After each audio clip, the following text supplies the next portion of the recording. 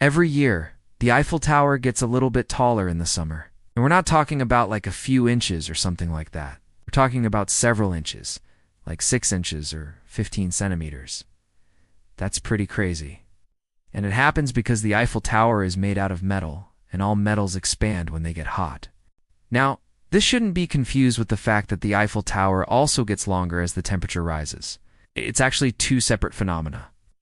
First off, let's talk about how the Eiffel Tower expands when it gets hot. You see, metals are great at conducting heat.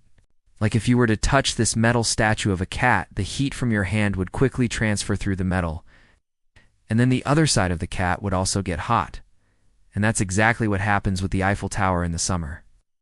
The sun shines down on the tower and heats it up. The heat then transfers through the metal. And since the metal is so thick, it takes a while for the heat to get through.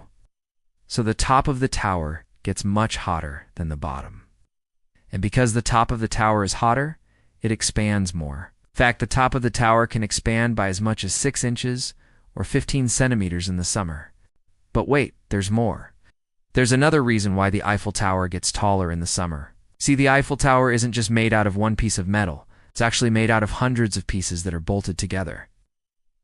And as the tower expands in the summer heat, those bolts can loosen up a little bit. When that happens, the whole tower can get a little bit taller.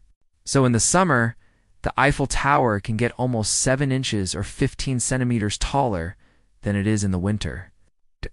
Now that's a lot of growth. But you might be wondering, if metal expands in the heat, why don't bridges and buildings just get too big in the summer?